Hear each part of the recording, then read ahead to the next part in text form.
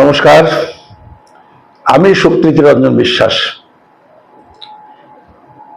SRB মুক্তি ইউটিউবের পক্ষ থেকে প্রায় 2 মাস পর দুদিন দুটো ভিডিও করেছি। আজকে এই ভিডিওটা তৃতীয় দিনের ভিডিও। আমি আজকের এই ভিডিওটাতে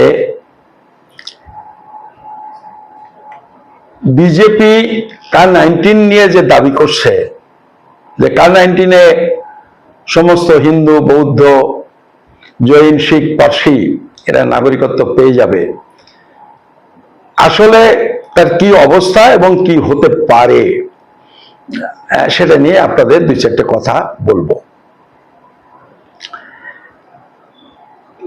দেখুন, আমি এই যে কথাটা বলছি বা বলবো, এটা আমরা আজকে বলছি তা না।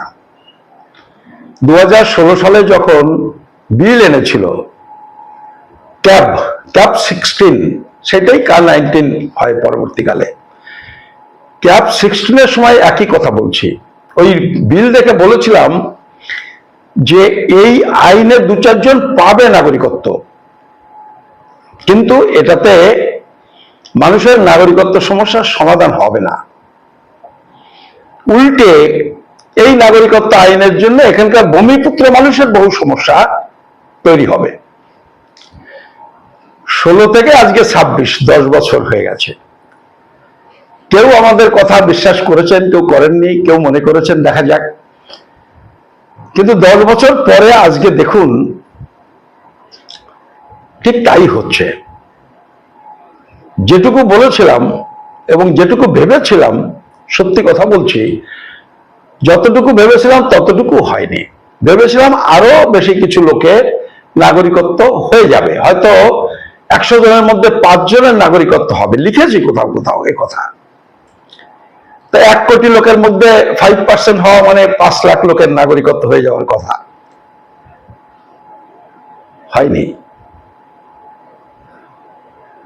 কতটুকু নাগরিকত্ব হয়েছে? জেপিসিতে 2016 সালের যে জেপিসি রিপোর্ট, জয়েন্ট পার্লামেন্টারি কমিটিতে বিজেপি গভর্নমেন্ট, মোদী গভর্নমেন্ট বলেছিল যে কার-19-এ ইমিডিয়েট বেনিফিশিয়ারি, মানে সব থেকে আগে বা এক্ষুনি ইমিডিয়েট বেনিফিশিয়ারি মানে এক্ষুনি গরম গরম যারা উপকৃত হবে তার সংখ্যা হলো 31,313। বলেছিল না, লিখেছিল। রিপোর্টটা আছে আমার কাছে, আপনারা নেটেও পেয়ে যাবেন। মোদী সরকার বলেছিল।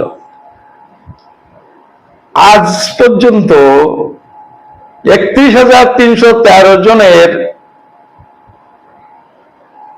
কত, ওই 1100 লোকের নাগরিকত্ব হয়নি। 31,000-এর মধ্যে 30,000 বাদ, 1,100 লোকের নাগরিকত্ব হয়নি। অন্যদের কথা বাদ দিন। একটা আইন যখন আমরা ব্যাখ্যা করব, দেখুন আমি দেখবেন ফেসবুকে আসে না, আমার আজকে নাগরিকত্ব সার্টিফিকেট পেলাম, ওই সেই বাদরের কুমিচ্ছানা দেখাবার মতো ওই 40-50 খানা সার্টিফিকেট পেয়েছে, সেইগুলো বারবার সিপিএম এর লোকজন পোস্ট করে করে প্রচার করে। সে করুক, যে পেয়েছে সে উপকৃত হয়েছে, সে তো খুশি হবেই।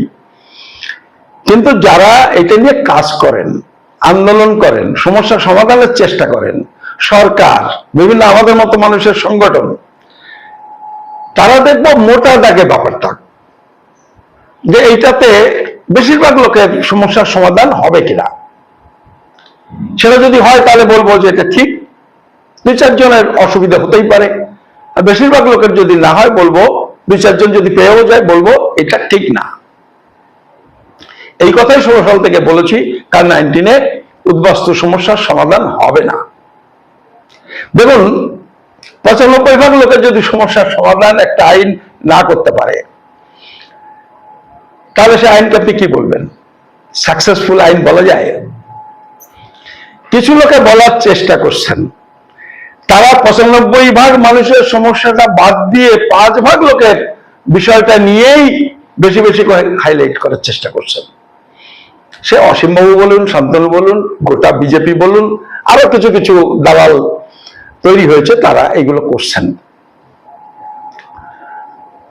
আর নাগরিকত্ব এমন একটা ব্যাপার, এটা তো 100 বছরের সমস্যা হলে সমাধান হবে এটা বললে তো হয় না। এটা একটা টাইম লিমিট থাকা দরকার। যে নাগরিকত্ব বিষয়টা আমার দৈনিক প্রয়োজন হয়, প্রতিটা পদক্ষেপে প্রয়োজন হয়। যে ছেলেটা আজকে পাশ করে বেরোলো, কালকে তার এটা দরকার হয়, 5 বছর পরে পেলে তার জীবনটা নষ্ট হয়ে যায়। এটা করাটা বিষয় মোদী ঘোষণা করেছেন এখন থেকে 10 বছর আগে, আজকে পর্যন্ত তার কিছুই হলো না। হবে, এগুলো কি কোনো কাজের কথা? আর তার পেছনে ঘুরে বেড়ানো এর কোনো অর্থ আছে? ফলে এই জায়গা থেকে বিষয়টাকে ভাবুন, এবং এইটাতে ভাবতে হবে। দেখুন, আমাদের দেশের, আমি 31,000-এর কথা বলছিলাম, ওটা একটু শেষ করি।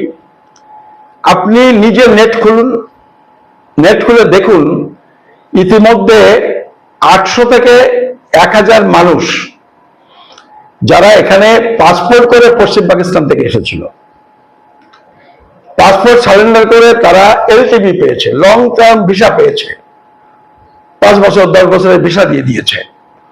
সেই 5 বছর তারা এখানে আছেন এবং নাগরিকত্বের জন্য আবেদন করেছেন, নাগরিকত্ব হয়নি। ওই 31,000, মানে ওই 31,313 জনের মধ্যে কার লোক, তাদের কাগজপত্রের নানান ত্রুটি বিচ্যুতি, এই কারণে তাদের নাগরিকত্ব হয়নি। হয় কিছু লোকের হয়েছে, 400-500 লোক পেয়েছে, 400-500 লোকও হয়নি বোধ হয়। একজ্যাক্ট ফিগার তো আমরা পাচ্ছি না কোথাও, গভর্নমেন্ট প্রকাশ করছে না। আপনি নেট খুলুন, নেট খুলে দেখুন, বলছে রাজস্থানে 100 জন পেয়েছেন, 55 জন পেয়েছেন মহারাষ্ট্রে, গুজরাটে পেয়েছেন 155 জন, আসামে পেয়েছেন বোধহয় শেষ পর্যন্ত 6 জন বলেছে। এরকম পুরো ফিগারটা পাওয়া যাচ্ছে না। পার্লামেন্টে প্রশ্ন করেছিলেন, সুস্মিতা দেব প্রশ্ন করেছিলেন যে টাইমস অফ ইন্ডিয়াতে লিখেছে, আমি এটা 25 সালের কথা বলছি, মানে 4-5 মাস আগের কথা বলছি, যে টাইমস অফ ইন্ডিয়া লিখেছে 350 জন নাগরিকত্ব পেয়েছে। তা স্বরাষ্ট্রমন্ত্রী বলুন যে একজাক্ট কত লোকে নাগরিকত্ব পেয়েছে। উনি বললেন আমাদের কাছে হিসেব নেই।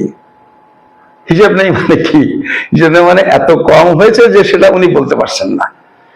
তো বললেন এই 350 জন না, ওর থেকে বেশি হয়েছে, 1000 খানেক লোক নাগরিকত্ব পেয়েছেন।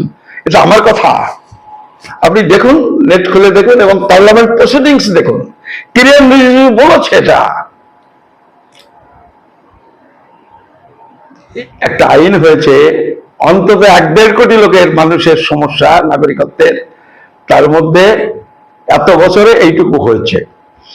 এবং এটাও যেটুকু হয়েছে, যে কদিন এই রাজনৈতিক লাভ লোকসানের ব্যাপার এই নিয়ে কথা হচ্ছে, এবারে বিজেপি আর নাগরিকত্ব দেওয়ার প্রশ্নটা তাদের রাজনৈতিক এজেন্ডা থেকে ছেড়ে দিয়েছে।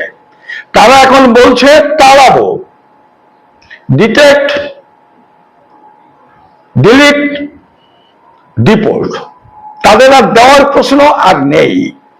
তারা বলছে আমরা কার 19 করে দিয়েছি, ব্যাস আমাদের দায়িত্ব শেষ। আমি উদ্বাস্তুদের কথা বলি, এই উদ্বাস্তুদের 3 ভাগের 1 ভাগ এদেশে এসে নাম পাল্টেছে, বাবার নাম পাল্টেছে। আমি তাদের দোষ দিচ্ছি না, কারণ ভোটার তালিকায় নাম তুলতে গেলে ওইগুলো না করে ভোটার তালিকায় নাম তুলতে পারেনি, যে জন্য অন্যের নাম, অন্যের বাবার নাম নিজের বাবার নাম বলেছে। মাসি পিসি যারা ছিল, কাকা জ্যাঠা, মা বাবা, এইভাবে পাল্টেছে তারা।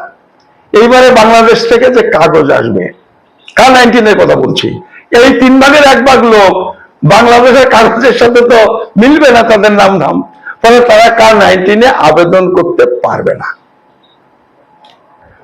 2014 আগে যারা এসেছে তাদের কথা বলছি, 2014 পরে আসলে তাদের তো কাতেও নাগরিকত্ব, মানে কাতেও আবেদন করার কোনো সুযোগ নেই। তো 2014 পরে কত লোক এসেছে? কয়েক লক্ষ লোক এসেছে। অন্তত 10-15 লাখ লোক এসেছে, বিজেপির হিসেব বলছি আমি। তাদের তো নাগরিকত্বের আবেদন করারই কোনো সুযোগ নেই, 2024 পর্যন্ত ধরবে না, কিন্তু নাগরিকত্বের আবেদন করতে গেলে 2014 আগের কাগজ লাগবে। তার মানে 2010 পর্যন্ত হয়তো যারা এসেছে তাদের 2014 আগে আসার কাগজ থাকতে পারে, তাদের কি হবে? তাহলে এই আইন মেনে নেওয়া যায়? আমি পেয়ে গেলাম, হতে পারে যিনি পেয়ে গেছেন তারটা মিটে গেল, কিন্তু এইটা কোনো সংগঠন, কোন পলিটিক্যাল পার্টি এটাকে ক্রেডিট বলে দাবি করতে পারে? ফলে এটাতে হবে না। আপনি আজকে আমার এই বক্তৃতা শোনার পরে নেট খুলুন, 5-6 জন পেয়েছে আসামে, তার খবর পাচ্ছেন। 55 না 45 জন পেয়েছে মহারাষ্ট্রে, সেটা ওখানে নেটে পাবেন। গুজরাটে 150 জন পেয়েছে, নেটে পাবেন। রাজস্থানে ওরকম 50-55 জন পেয়েছে, নেটে পাবেন। পশ্চিমবঙ্গের হিসেব নেই কেন? পশ্চিমবঙ্গের হিসেব নেই কেন? এখানে নাকি এত লোক পেয়েছে, এত লোক পেলে তো বিজেপি সেইটাই আগে ওখানে পুট করে সেইটাই তো প্রচার করত। সাধারণ বুদ্ধি তো তাই খেলে না। ফলে এটা দেখুন, নেই, পশ্চিমবঙ্গের কথা নেই, কারণ এরা দাবি করছে হাজার হাজার লোক পেয়ে গেছে, একজাক্ট ফিগার দিলে দেখা যাবে যে তার সাথে সেটা মেলে না। আমি আপনাকে বলছি 100 পার হয়নি এখনো পশ্চিমবঙ্গে যারা সিএতে নাগরিকত্ব পেয়েছেন, এবং এই ইলেকশন হয়ে গেলে আর হবে না। আমি একটা কেস বলি, আপনারা নেট খুলে দেখুন, বোধহয় হিন্দু বা টাইমস অফ ইন্ডিয়া কেসটা লিখেছে। সে বোধহয় চন্দ্রপুর বা গড়চিরুলি, মানে মহারাষ্ট্রে বসবাস করেন, 70 বছর বয়স, শ্যাম মল্লিক, আমি নামটা বলে যাচ্ছি না, মল্লিক, তিনি নাগরিকত্বের দরখাস্ত করেছিলেন। দরখাস্ত করে তার কতগুলো কোয়ারি এসছে, তিনি পাঠিয়েছেন, শেষ পর্যন্ত ডিক্লাইন হয়ে গেছে, বলেছে নাগরিকত্ব আপনি পাবেন না। তিনি কিন্তু ওখানে সেটেলমেন্ট পেয়েছেন, মানে 60-এর দশকের লোক। ওই ঠিক বাড়িটা হচ্ছে যেখানে আমাদের মমতা ঠাকুরের বাপের বাড়ি যেখানে, ওখানকার লোক। কাগজ দেখাতে পারেননি, সব কাগজ ঠিক ঠিক নেই, বারবার এনকোয়ারি হয়েছে, সব রিপোর্টটা দেখবেন এত বড় আর্টিকেল তার সম্পর্কে লিখেছে। ফলে আমাদের এখানে অ্যাপ্লাই করলাম আর হয়ে গেল, পুলিশ ভেরিফিকেশন হলো না, কিচ্ছু হলো না, কম্পিউটারে গিয়ে একটা কাগজ বানালাম, দিয়ে দিলাম নাগরিকত্ব। ইলেকশনের জন্য ওই 20-50 জনকে দিয়েছে এই কারণে, কিন্তু সব জেলাতে এটা করতে পারেনি। এইরকম তাবেদার লোক, অফিসার যে চোখ বুঝে সই করবে, জোগাড় করতে পারেনি বিজেপি সরকার। ওই একটা দুটো জায়গাতে, যার জন্য দুটো একটা লোক পেয়েছে বিজেপির লোক, সে কাগজপত্র না দেখে বলেছে 1-150 অন্তত দাও, যেটা দেখে আমরা ইলেকশনটা পেরিয়ে যাই। আপনি দেখবেন যে ইলেকশনের পরে আর ফস করবে না। ফলে সিএতে নাগরিকত্ব হবে। প্রথম হচ্ছে যারা নাম পাল্টেছেন ওপার বাংলায়, তাদের তো কোনো চান্স নেই। একটু আগে যারা এসেছেন তাদের পক্ষে কাগজ জোগাড় করা সম্ভব নয়। আর হালি করে যারা এসেছেন তার 2-4 জন পেয়েছে, এবং তাও এই পর্যন্ত বিজেপি ক্ষমতা আসলেও ওরা দেবে না, বিজেপি হেরে গেলেও উনি আর কথা বলবে না। আর ইনফ্যাক্ট কথা বলা বন্ধ করে দিয়েছে। আপনি মোদির ভাষণগুলো শুনুন, আপনি অমিত শাহের ভাষণগুলো শুনুন, বলছে কেবল ডিটেক্ট, ডিলিট, ডিপোর্ট। ফলে K-19 নিয়ে এই ধোকাতে আপনারা পড়বেন না। আজকের এই ছোট্ট ভিডিওটাতে এই কথাগুলো আপনাদের আমি বলবো। যারা আরো একটু বিস্তারিত জানতে চান, আপনারা কমেন্ট করুন। আমি আমার সাধ্য মতো বিষয়গুলোর কোথায় কোথায় কোন সমস্যা হতে পারে, হ্যাঁ, কি কি অবস্থায় আছে, আমি আপনাদের ডিটেলস বলে দেবো। আপনাদের সবাইকে নমস্কার, ধন্যবাদ।